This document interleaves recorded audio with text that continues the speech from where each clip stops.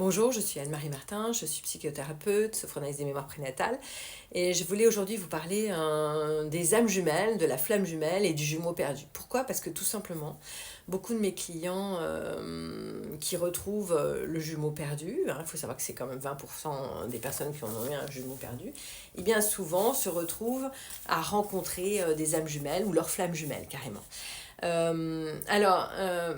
Tout simplement pourquoi? Parce que c'est un peu le même genre d'histoire.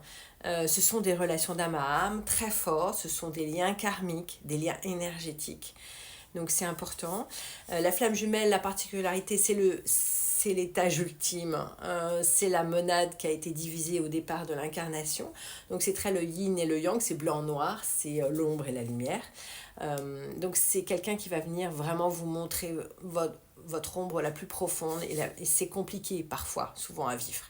Les âmes jumelles, c'est un peu plus doux, mais c'est quand même aussi un travail sur qu'est-ce que j'accepte de l'autre, qu'est-ce que je vois chez l'autre qui a en moi et que j'ai pas travaillé.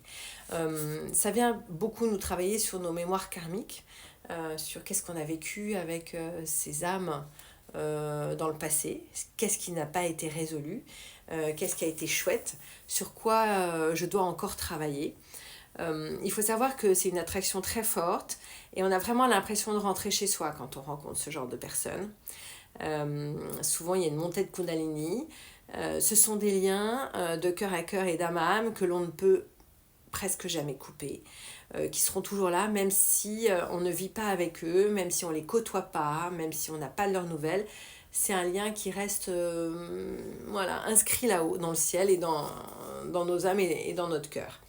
En revanche, ce qui est intéressant, c'est que ça nous fait travailler évidemment l'absence.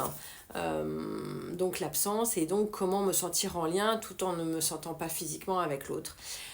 Donc ça veut dire l'indépendance, l'autonomie et puis surtout c'est la séparation avec le divin. Est-ce que je me sens toujours en connecté au divin ou est-ce que je me sens séparée? Eh bien c'est la même chose avec c'est cela que ça vient nous révéler ces âmes jumelles. Donc c'est une évolution pour nous de les rencontrer, mais ça veut dire qu'il y a un travail à faire pour une ouverture de cœur, pour se sentir en confiance dans l'amour inconditionnel, même si ces personnes ne sont pas avec nous. Voilà. Écoutez, bon courage si vous rencontrez ce genre d'âme.